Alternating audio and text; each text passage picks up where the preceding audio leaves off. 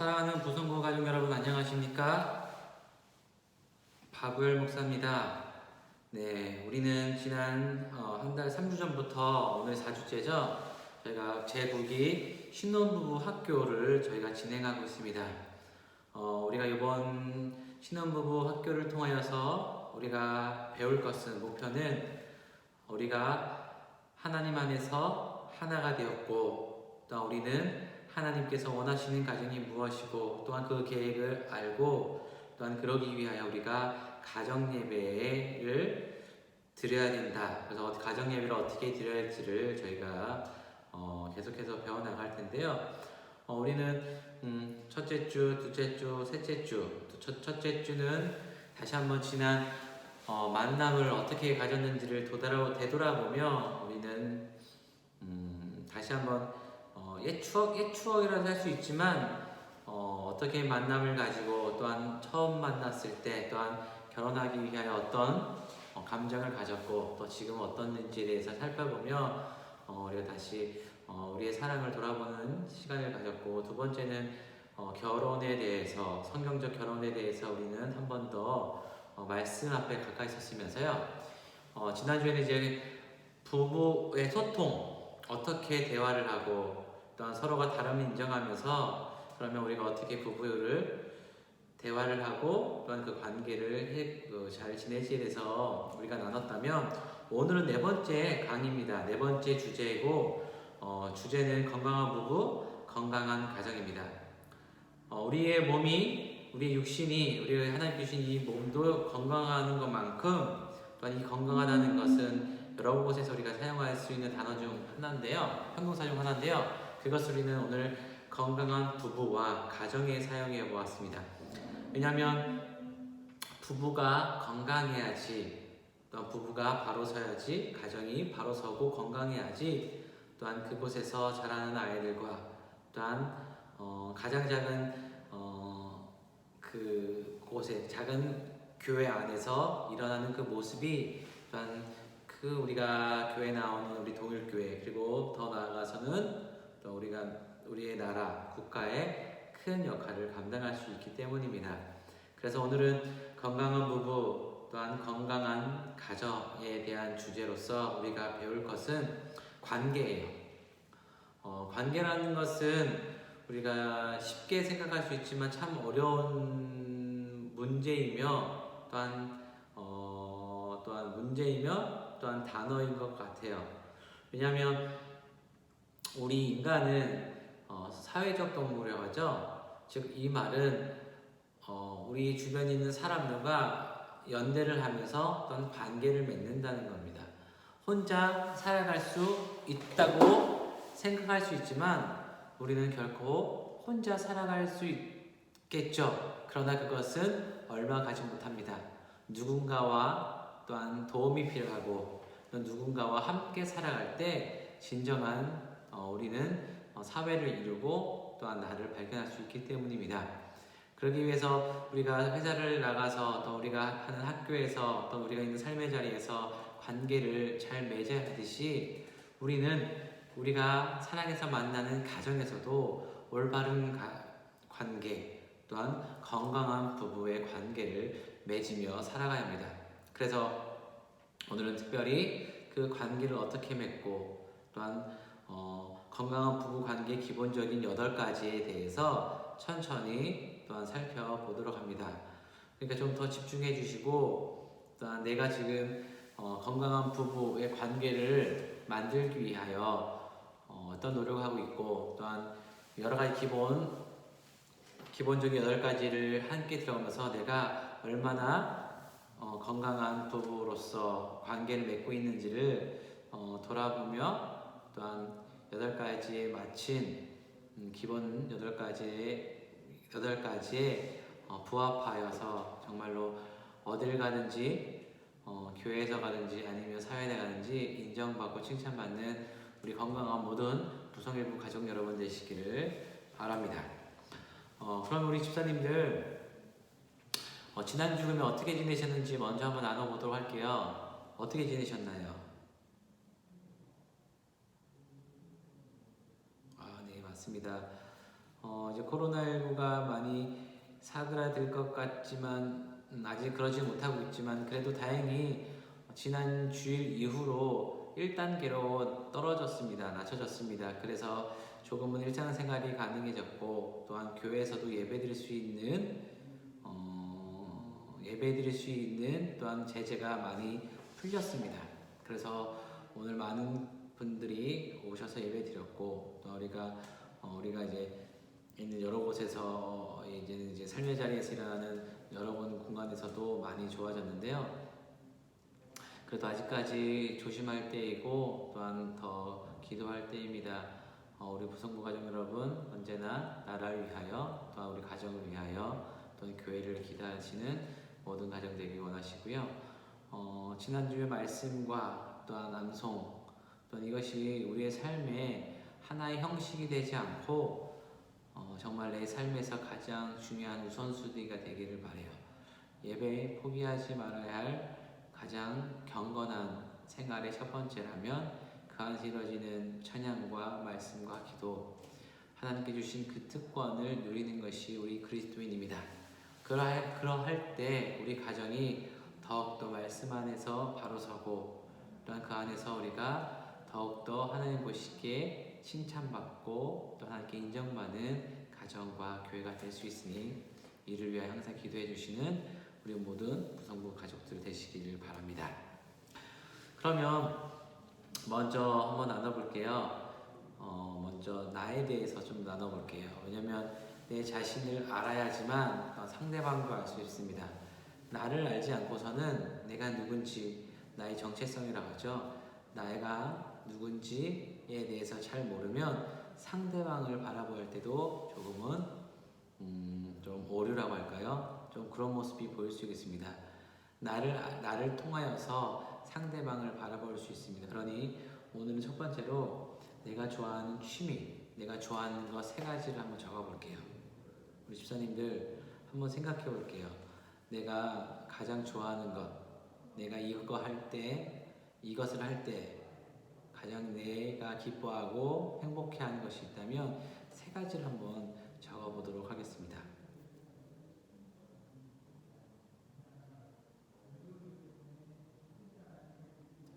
어떻게 적으셨나요? 어떤 분들은 운동이라 적으신 분들도 있고 어떤 분들은 좀 편하게 쉼을 그냥 어떻게 보면 차를 마시면서 나만의 시간 갖는 것이 가장 좋아하는 취미라고 말씀하셨는데 이것은 답이 없습니다. 왜냐하면 어쩌면 이거는 주관적인 나의 생각과 나의 경험에서 나오기 때문에 무엇을 적든지 큰 문제가 되지 않습니다. 그러면 나를 한 문장으로 표현한다면 어떻게 표현하시겠습니까? 나를 이 한 문장으로 나는 어떤 사람이다 라고 할 때 어떻게 표현하시겠습니까?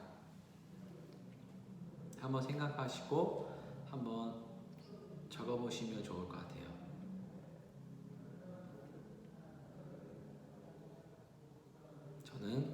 나는 행복한 사람입니다 라고 말하고 싶습니다.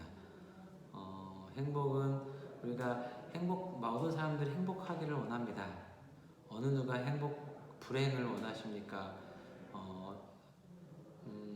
어쩌면 인생의 목적 중에 하나가 행복이고 그 행복 안에 여러 가지 모습들이 담기는데 저는 나는 행복한 사람입니다. 이 행복이라는 것은 객관적인 것도 있고 주관적인 것도 있지만 저는 이것을 어쩌면 주관적인 측면에서 행복한 사람입니다. 그래서 저는 행복한 나를 표현한다면 나는 행복한 사람입니다 라고 표현하고 싶습니다.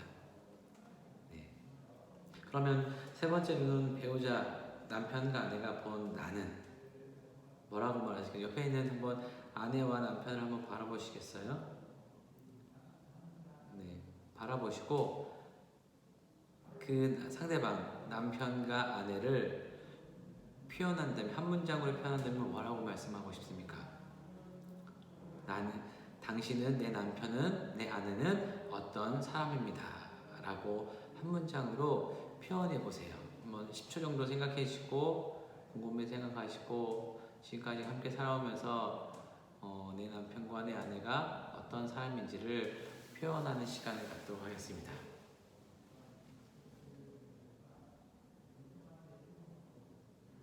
네, 저를 말한다면 어떤 분이 이렇게 말씀하셨네요.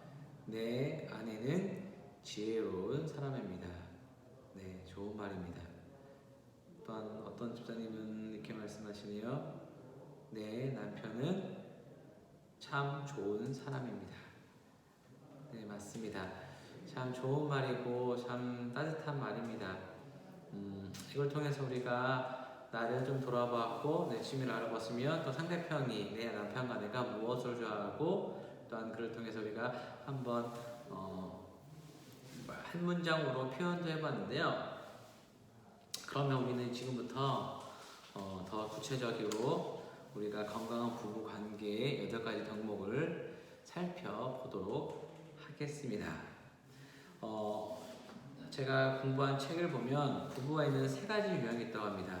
부부 전문가들은 부부의 유형을 보통 3가지로 보는데, 첫 번째는 평행선 부부, 두 번째는 사람인 부부, 세 번째는 영어로 H 부부라고 합니다. 평생 부부는 이런 부부랍니다. 이는 겉으로는 부부지만 실제로는 남남과 같은 부부관계입니다. 여러가지 이유로 이혼은 하지 못하지만 서로에 대해 냉랭한 부부관계를 유지합니다. 이런 부류의 부부가 가장 안타깝습니다. 이런 말이죠. 저 평행선인 것은 절대로 만나지 않는 선이라는 거죠. 절대로 이 선과 선 사이에 만남을 갖지 못합니다. 계속해서 영원토록 만남 없이 쭉 선이 이어지는 것을 평행선인 것처럼 평생 부부는 만남이 없다는 거죠. 그를 통해서 부부라는 이름을 가졌지만 실제로는 남보다 못한 사이라고 보면 될 것 같고, 여러 가지 이유로 그러면 이혼을 해야 하는데 이혼을 하지 못하고, 이혼하지만 결혼은 생활을 유지하지만 또한 서로에 대해서, 남편과 아내에 대해서 또한 냉랭한 마음이 차갑다는 거죠. 마음이 다쳤다는 거죠. 관심을 갖지 않는 부부가 바로 평행선 부부랍니다. 두 번째 부부는 사람인자 부부입니다. 듣기 좋은 말로 원한 부부라고 하지만 실제로는 서로가 건강하지 못해 내면이 엉겨붙어 있는 관계를 말하고, 이들은 좋을 때나 마냥 좋다가 어려운 일이나 갈등이 생기면 부부가 그 문제에 빠져 헤어나지 못하고 신세를 한탄하든지 배우자를 잘못 만나 이렇게 되었다고 원망을 합니다. 자신의 내면에 초점을 맞추기보다는 상대방의 눈치를 많이 보거나 원망하기에 건강한 부부관계를 유지하기 힘듭니다. 즉, 좋을 때는 좋은 일이 있을 때는 또한 좋은 관계를 유지하지만, 또한 부부 안에서, 가정 안에서 어려움이 있을 때 그때 함께 극복하며 또한 함께 그 문제를 해결해야 되는데, 오히려 그 문제를 통하여서 부부가 아프고 또 화합하지 못하고 서로의 각자의 삶의 행동을 통해서 더 악화되는 부부를 말을 합니다. 그러면 어떻게 보면 50%라고 할 수 있겠죠. 그럼 세 번째는 H형 부부입니다. 이것은 우리가 모두 따라할 유형으로 어려운 인생길을 손잡고 가는 부부, 친밀하면서도 적당한 거리를 확보한 부부관계입니다. 이들은 부부 각자가 건강한 자아를 가지고 독립적이면서도 함께 할 수 있는 능력을 지녔습니다. 부부 중 한 사람이 어려움을 당했을 때 도와줄 수 있고, 가정에 어려움이 생기면 함께 극복할 방법을 찾으며 사람과 어려움에 대해 잘 분할 줄 압니다. 즉, 우리는 이 H 부부가 되어야 해요.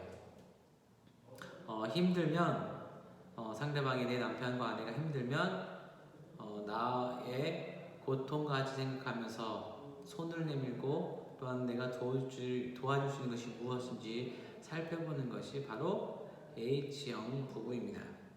네, 이렇게 그러면 한번 생각을 해볼게요, 집사님들. 우리 부부는, 우리 보성일보 가족 여러분들은 어떤 부부 유형입니까? 평행선 부부입니까? 아니면 사람인자 부부입니까? 아니면 H형 부부입니까? 굳이 이 부부는 말씀하지 마시고 한번 곰곰이 생각해 보시길 바랍니다. 이거에 대해서 우리가 판단할 수 있는 거는 내 나의 모습을 바라보며 판단할 수 있고 상대방의 모습을 통해 판단할 수 있지만 한번 우리가 이 부분 한번 생각해 보시면 좋을 것 같아요. 우리 부부는 어떤 부부 유형에 속하나? 네. 굳이 답변을 하지 않고 이거는 한번 나중에 얘기하도록 하겠습니다. 결론적으로 부부는 한 팀입니다. 하나이고요. 부부는 인생길을 가면서 같은 방향을 보고 한 팀으로 서로 인정해주고 도와주어야 합니다. 이제 H형 부부가 되기 위한 건강한 부부관계의 기본적인 마음가짐에 대해서 알아봅시다. 즉 우리가 평생 부부를 따라가는 것도 아니고 사람이 기쁠 때는 함께하지만 힘들 때 도움을 주지 않는 그런 사람인자 부부가 아니라 H형 부부. 기쁠 때 함께 기뻐하고 슬플 때 함께 슬퍼하며 그 어려움을 극복하고 서로에게 힘이 되고 용기를 주는 부부가 바로 H형 부부인데 우리가 모두 H형 부부를 되기 위하여 또한 우리의 부부간의 남편과 아내 간의 관계를 잘 맺어야 되는데 그를 위하여 우리가 8가지 기본 8가지 마음가짐을 살펴보도록 할 텐데요. 첫 번째는 뭐냐면 믿음과 신뢰입니다. 믿음과 신뢰. 즉 우리 부부의 결혼이 최선의 만남이라는 것에 믿음과 신뢰가 필요합니다. 그러니까 내 결혼이 최고의 만남이었다고 믿고 신뢰하는 것이 필요하다는 거죠. 부부 사이 가장 기본이 되는 중요한 것은 비록 갈등이 있어도 두 사람의 만남과 결혼이 가장 적절한 결정이었다는 믿음과 신뢰를 가져야 합니다. 이것은 자신이 선택한 것에 대한 스스로의 믿음이며 배우자에 대한 신뢰이고 더 나아가 하나님에 대한 믿음의 연결입니다. 즉 하나님이 짝주어주신 것을 믿는 믿음이 기본이 되며 자신과 배우자를 신뢰하는 것이 바탕이 되어야 합니다. 즉 사랑해서 결혼했고 또한 그 안에서는 믿음이 있어야 되는 거죠. 누구에 대한 믿음?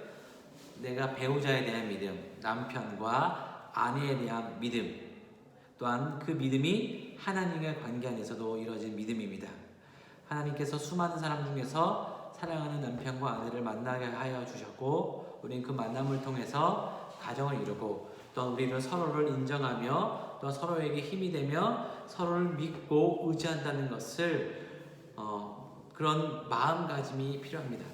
서로를 믿지 못하고 신뢰하지 못하면 사랑하는 관계뿐만 아니라 일적인 관계 안에서도 깨지게 됩니다. 그렇죠, 당연하죠. 서로 일을 해야 되잖아요. 같이 일을 해야 되는데 내가 옆에 있는 사람을 믿지 못해요. 신뢰하지 못해요. 그럼 같이 일할 수 있습니까? 못하잖아요. 똑같습니다. 어쩌면 일적인 부분보다 더 중요한 가정 안에서 남편과 아내가 서로 믿지도 못하고 또한 서로 신뢰하지 못하고 의지하지 못하면 그 관계는 건강하지 않다는 거죠. 그럼 누군가를 찾아간다는 거죠. 누구요? 남편과 아내를 찾아가는 힘들고 어려울 때 남편과 아내를 찾아가는 것이 아니라 다른 사람을 찾아갑니다. 절대로 하지 말의 행동이죠. 그러니 부부관계에서 중요한 마음가짐 첫 번째는 전적으로 남편과 아내, 상대방의 남편과 아내를 믿고 또한 신뢰합니다. 내가 힘들고 어려울 때 내 남편은, 내 아내는 나와 함께 할 것이라는 걸 믿고 그리고 또한 내가 내 남편과 아내를 온전히 의지한다는 것, 신뢰한다는 것, 믿고 신뢰한다는 것을 믿고 의지한다는 것을 말하는 거죠. 그렇기 때문에 첫 번째는 믿음과 신뢰가 필요합니다. 두 번째는 유연성과 개방성입니다. 사고를 유연하게 개방하여 배우자를 넓은 마음으로 이해해요. 즉 생각을 어떤 그 문제 안에 있을 때 그것을 닫아두는 것이 아니라 좀 열어준다는 거죠. 열린 마음이라고 말하면 되겠죠. 각 결혼한 부부들은 서로에 대한 기대를 가지며 배우자에 대한 기대감이 높습니다. 그러나 배우자들을 향한 기대감은 많은 부분 초기 결혼 생활에 깨 채워지지 않고 이로나야 갈등과 아픔 남게 되는데요. 어찌됐건 서로에 대한 유연성과 개방성이 좀 더 세밀하게 개발되고 그 실력이 결혼 생활에 자연스럽게 묻어나와야 한다고 합니다. 유연성은 자기의 모습을 잃지 않으면서도 상황에 맞게 잘 생각하고 대처하는 마음이고, 개방성은 유연성과 함께 좀 더 폭넓은 마음을 가지게 됩니다. 다른 사람을 편견 없이 있는 그대로 받아들이고자 하는 개방성은 함께한 사람을 편안하게 해주는 매력이 있습니다. 네. 즉 생각뿐만 아니라 그 상대방, 남편과 아내를 바라보고 인정하는 것도 필요하다는 거죠. 정말로 내 생각만 하는 것이 아니라 상대방에 대한 생각을 충분히 한 후에 그 문제에 대해서 전적으로 닫아놓는 것이 아니라 또한 그 사람에 대해서 인정해주고, 이렇게 생각할 수 있구나 라고 생각을 해주는 것이 필요하다는 거죠. 그래서 유연성과 개방성이 필요하고요. 세 번째는 개별성과 존중성입니다. 우리는 서로가 달라요. 그래서 더 매력적이고 풍성한 삶을 공유할 수가 있습니다. 즉 공통적인 부분도 있지만 다름이 반드시 존재합니다. 쌍둥이들도 엄마 뱃속에 태어난 쌍둥이, 모습까지 똑똑한 쌍둥이들도 닮은 부분이 있지만 또한 여러 가지 부분에서 차이나는 부분이, 다른 부분이 있다는 거죠. 당연한 거죠. 인격체이기 때문에. 안 그러신가요? 맞죠? 다들 인정하시네요. 그와 같처럼 당연히 오랜 세월 동안 30년 넘게 각자의 삶의 전에서 살아가다가 만났는데 어떻게 같을 수 있습니까? 같아지기 노력할 뿐이죠. 그러나 그것이 좀 더 매력적이고 풍성한 삶을 공유할 수가 있습니다. 그러기 위해서 내 다름을 인정하고 옆에 있는 사람이 장점과 단점을 또한 그것에 들추는 것이 아니라, 장점은 오히려 응원해주고 단점은 들추고 또한 거기에 대해서 지적하기보다는 오히려 덮어주고, 또한 그래서 존중해주고, 또한 이 사람은 성경을 말하면 하나님께서 세우시는 내 남편과 아내라고 생각하며 돕는 배필로 살아가는 것이 바로 필요합니다. 그러면 풍성한 결혼 생활을 할 수가 있습니다. 네 번째는 준비성과 안정성입니다. 우리는 경제적 안정과 정서적 통장을 풍성하도록 노력해요. 즉 우리가 세상을 살아갈 때 경제적인 요건 정말 중요합니다. 어쩌면 경제적인 문제로 인하여 이혼한 가정들이 요즘에 많이 등장하는데요. 참 가슴이 아파요. 그래서 이를 위하여 꾸준히 노력을 해야 되는 거죠. 비밀 없이 서로에 대한 경제적으로 투명성을 가져야 합니다. 내가 얼마를 갖고 있고 얼마를 벌고, 또한 그거에 대해서 상대방과 남편과 아내와 충분히 얘기한 후에 그에 대해서 이제 앞으로 우리가 어떻게 살아갈지 어떤 계획을 세우는 것이 중요하고, 그와 함께 재정적인 것뿐만 아니라 감정적인 부분에서도 또한 차곡차곡 쌓아놔야 합니다. 추억을 만들라는 말이죠. 왜냐하면 이 추억이, 행복한 추억이 있으면 힘들고 어려울 때 그 추억을 끄집어내어서 그 어려움을 극복할 수 있거든요. 그것이 사랑이고 그것이 믿음입니다. 그래서 경제적인 부분을 생각하며 준비하며, 또한 미래를 준비하는 것처럼, 그렇게 차곡차곡 쌓아놓는 것처럼, 또한 서로에 대한 감정에 대한 통장도 만들어서 쌓아두면 좋다고 합니다. 다음은 뭘까요? 다음은 연약성과 돌봄성입니다. 죄송합니다. 배우자가 아프고 마음이 연약할 때는 잘 돌봐줘야 합니다 라고 생각하시면 됩니다. 맞죠. 사람이 항상 강할 수가 없습니다. 연약합니다. 강한 부분이 있지만 또한 약한 부분이 있습니다. 왜냐하면 우리는 신이 아니기 때문이죠. 또한 그렇게 하나님께서 약한 존재로 만드셨습니다. 그러나 그것이 또한 하나님께서는 그 연약한 부분을 채워주시기 위해 옆에 있는 남편과 아내를 붙여주시고 만나게 하셨던 거죠. 그것이 바로 돕는 배필입니다. 그렇기 때문에 우리는 서로를 잘 돌봐야 합니다. 연약한 내 남편과 아내를 돌봐야 합니다. 최선을 다하여 돌봐야 합니다. 그럴 때 서로에 대한 믿음이 생기고 사랑이 더 깊어집니다. 예를 들어서 내가 힘들고 어려울 때 내 남편이 도와주지 않고 내 아내가 도와주지 않는다면 어떨 것 같아요? 맞아요. 엄청난 상처고 아픔이죠. 누구도 내 편이 없다고 생각하는 거죠. 다른 누군 몰라도 내 남편과 내 아내가 나의 편이 되어서 내 약함을 인정해주고 내 약함을 보완해주고 나를 돌봐준다는 그 믿음이 필요하기 때문입니다. 네. 그래서 부부관계에서는 연약성뿐만 아니라 그 연약한 것에 대해서 돌보아하는 마음가짐이 필요하다는 거죠. 그리고 여섯 번째는 공유성과 책임성입니다. 공유라는 것은 무엇을 나눈다는 거죠. 내가 아는 것, 내가 아는 지식, 내가 아는 생각들을 서로 믿고 믿음 안에서 생각을 나눈다는 거죠. 이것이 중요한 거죠.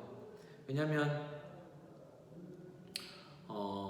부부가 서로 다른 개체들이 서로 다른 인격들이 만나서 하나가 되기 위해서는 또한 여러 가지 그 부분에서 생각을 말하고 그거에 대해 생각을 하나로 만들어서 하나가 돼야 되기 때문이죠. 또 그에 대한 적극적인 부부에 대한 책임을 갖고 합니다. 그러니 공유성과 책임성을 한번 생각해 주시고요. 일곱 번째는 호기심과 매력성입니다. 우리는 배우자의 매력을 알고 끊임없이 호기심을 가집니다. 이것은 우리가 사랑에 대한 부분인데요. 사랑에 많은 연구하는 것도 저도 이제 정확한 책을 본 건 아니지만 여러 가지 인터넷이나 TV에서 들었던 거는 사랑의 유효기간이 있다고 합니다. 얼마라고 생각하나요? 1년, 2년, 3년, 5년, 영어로 보는데 대단수는 1년 6개월, 1년 반이면 그 사랑의 유효기간이 끝난다고 합니다. 왜냐하면 감정이 있는 것이고 그 감정이 계속해서 유지될 수 있지만 그 감정이 사그라들 수 있기 때문입니다. 하지만 우리는 계속해서 내 남편과 아내에 대한 호기심과 매력성을 발견해야 합니다. 나이가 먹어도 서로의 가장 매력적인 적인 연인이고 또한 마음속 열정을 무시하지 말고 내 매력이 배우자에게 잘 나타내도록 표현해주고 호기심을 갖고 배우자의 매력도 잘 찾아줘야 합니다. 그러기 위해서는 그럴 때 되면 좋은 관계를 맺을 수 있죠. 마지막으로는 회복성과 방향성입니다. 어느 부부가 항상 행복하고 기쁠 수 있습니까? 싸우죠. 어떤 문제를 통하여서 다툼이 일어납니다. 중요한 것은 다투고 난 후가 중요해요. 다툴 수 있어요. 싸울 수 있어요. 그러나 그 다투고 난 후 내가 그 다투고 난 그 문제를 어떻게 해결하는지가 중요하거든요. 거기에서 회복이 필요하고 또한 그 회복을 통하여서 어려움이 있을 때 함께 극복할 수 있다는 마음인 거죠. 또한 우리가 방향성, 하나의 방향인 거죠. 목적지가 두 군데가 아니고 한 곳으로 정해진다는 거죠. 내가 어디로 갈 때 예를 들어서 남편과 아내가 집을 구합니다. 남편 집 따로 아내 집 따로 하게 되면 방향이 두 가지가 되잖아요. 그러면 다툴 수밖에 없는 것처럼 하나의 집을 서로가 이야기하며 정해서 그 집을 들어가는 것처럼 우리의 모든 생각들도 서로 대화를 통해서 어떤 싸움을 했지만 그렇다 할지라도 문제를 풀어나가면서 또한 우리는 어떤 방향성, 하나의 방향으로 나아가야 합니다. 이것이 바로 여덟 번째 마음가짐입니다.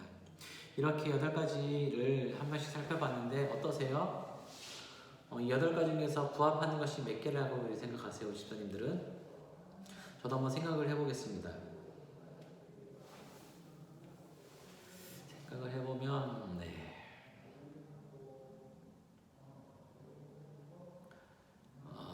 쉽게 생각을 할 수 없는 부분입니다.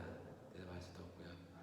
그러나 이 8가지의 그런 마음가짐이 있다면 일단 그 부부 사이의 관계가 회복되고 또 부부 사이가 더 끈끈해지면 더 사랑하는 관계가 될 것이라고 믿습니다. 그러니 우리의 인생은 어쩌면 문제와 갈등의 연속이지만 한 가지가 해결되어 한숨을 돌리거나 하면 새로운 문제와 갈등이 생깁니다. 어려움 속에 절망하고 잘 회복한 과정 자체가 건강한 인생을 사는 모습입니다.